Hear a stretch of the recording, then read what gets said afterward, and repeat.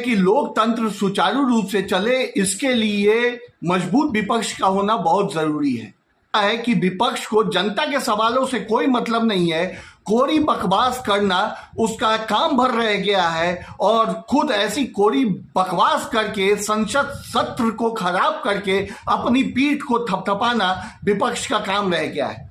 कल बजट आया, उसके बाद विपक्ष ने अपना बाइकॉट अभियान जारी रखा। संसद के बाहर उन्होंने ये मुद्दा गरमा के रखा कि 2 राज्यों को विशेष पैकेज मिल गया है और दूसरे राज्यों को कुछ भी नहीं मिला, जबकि सच्चाई ये नहीं है।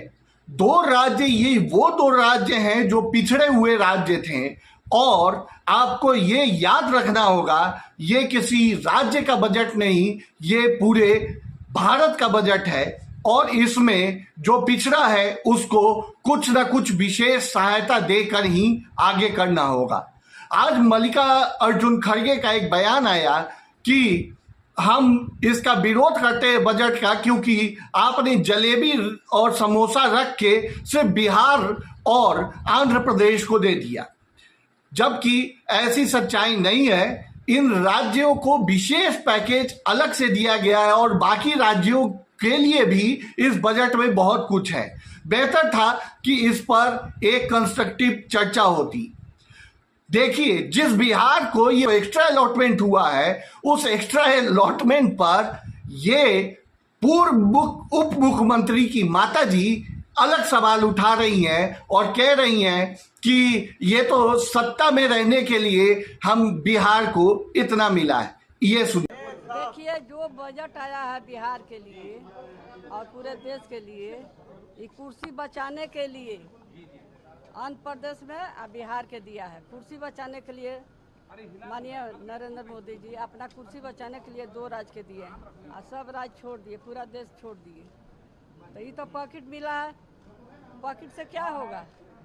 जब नीतीश कुमार जी विशेष राज्य के दर्जा मांगे थे तो ये पॉकेट देने से क्या होगा?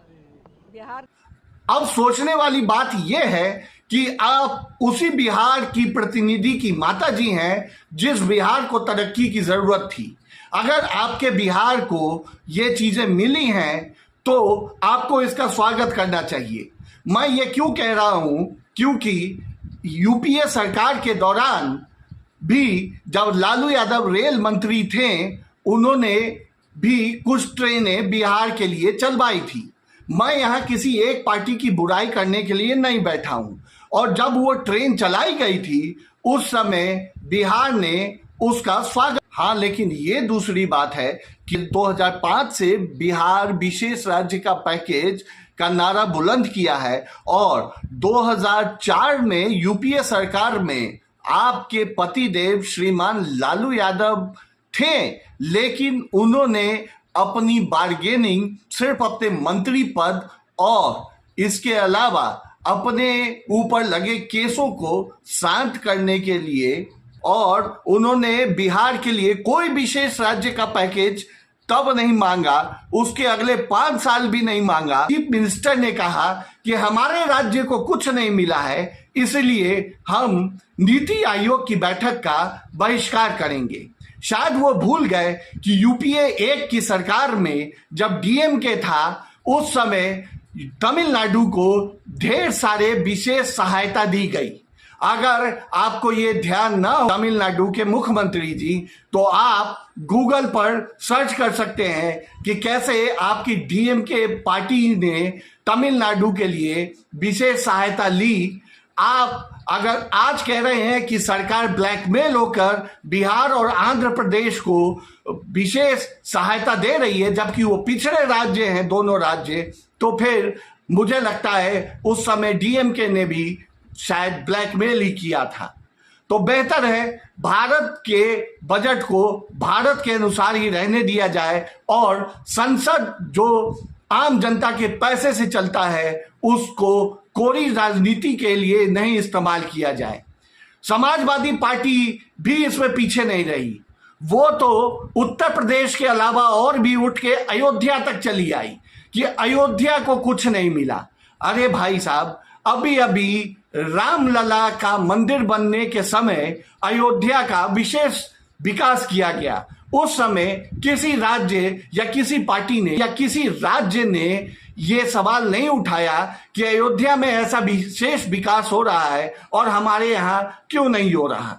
इसके अलावा कर्नाटका के डी शिव कुमार ने भी कहा कि हमारे कर्नाटका के लिए विशेष कुछ भी नहीं किया गया। ये वही डी शिव कुमार हैं जो 2023 में जब अपना बजट पेश करते हैं कर्नाटका का तो कहते हैं कि चुनावी घोषणा को पूरा करने के लिए हमारे पास बजट ही नहीं है, और उस समय वो केंद्र से विशेष सहायता की मांग करते हैं।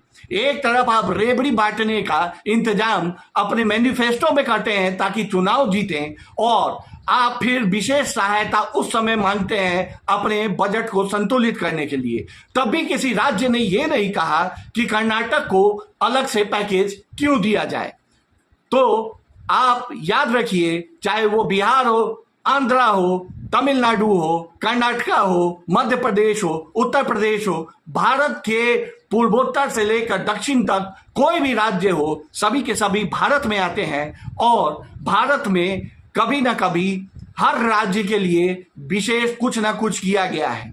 ये बहुत ही बेहतर है कि इस सरकार ने 2 पिछड़े राज्यों को आगे लाने का भरसक प्रयास किया है। वैसे भी हमारा संविधान ये कहता है कि जो भी पिछड़े हैं उनको मुख्य धारा में लाना हमारा कर्तव्य है। तो आपको ये थोथी राजनीति इसलिए नहीं करनी चाहिए कि यूपीए 2 से लेकर यूपीए 1 या जब भी कोalition की गवर्नमेंट रही है तब किसी न किसी राज्य को स्पेशल पैकेज जरूर मिलता रहा है, और इसमें कुछ नई बात नहीं है। और केंद्र में कांग्रेस बिहार को पैकेज मिलने का विरोध कर रही है, वहीं आज इसके यूथ विंग के लीडर विधानसभा का घेराव करने गए। कमाल की बात है कि ये राजनीतिक पार्टियां इस ढंग से चलती हैं और जनता भी, चाहे वो बिहार हो या यूपी हो या कोई भी स्टेट हो, इन राजनेताओं के छलावे में आ जाती है। कमाल की बात यह है कि एक तरफ आपके सेंटर की लीडरशिप इस बात का विरोध करती है, दूसरी तरफ आप बिहार में इस बात का प्रदर्शन करते हैं कि यहां पर विकास के कार्य नहीं हो रहे हैं। एक तरफ आप विकास के कार्य के लिए जो फंड दिया जा रहा है उसका विरोध कर रहे हैं, और दूसरी तरफ आप इस बात का विरोध कर रहे हैं यहां पर कि हमारे यहां विकास ही नहीं हो रहा। खैर, जितना लाठीचार्ज किया गया क्योंकि उन्होंने बैरिकेडिंग तोड़ने की कोशिश की, इसके जवान का सिर भी फोड़ दिया। तो जनता को भी कंस्ट्रक्टिव राजनीति के बारे में सोचना चाहिए। जनता को सोचना चाहिए कि उनका कौन सी पार्टी विकास कर रही है या कर सकती है।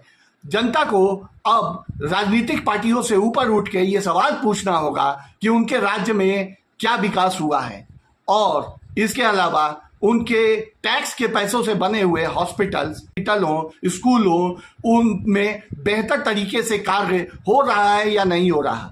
जब तक आप जात पात, क्षेत्रवाद या भाषावाद के चक्कर में इन राजनेताओं की बात मानते रहेंगे तब तक आप पिछड़े ही रहेंगे। आप याद रखिए, आपको आजाद होके 75 साल से ज्यादा हो चुके हैं, और आप आज भी अपने इन भेड़िया नेता के बहकावे में आकर जात पात से ऊपर नहीं उठ पाए हैं, क्षेत्रवाद से ऊपर नहीं उठ पाए हैं।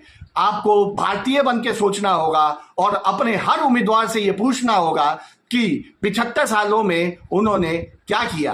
क्या सरकारी अस्पताल, कॉलेज उस लायक हैं कि जनता उन पर भरोसा करे और वहां पर जा सके। उनको ये बोलना होगा कि जो बजट होता है वो पूरे भारत का बजट होता है, और इस बजट में कभी किसी राज्य को ज्यादा, किसी राज्य को कम मिल सकता है, लेकिन इसलिए संसद के पैसे की बर्बादी ना करें और ये नीति आयोग की बैठक का बहिष्कार करके या अनारकी पैदा करके आप इस देश का भला या जनता का भला नहीं कर रहे हैं। क्योंकि आई है और आप आज विपक्ष में हैं, इसका मतलब ये नहीं कि आप अनारकी पैदा करें और सरकार को अनारकी पैदा करके सरकार को परेशान करने के अलावा जनता को भी परेशान करें, चाहे वो आंदोलन के रूप में हो या किसी भी रूप में हो।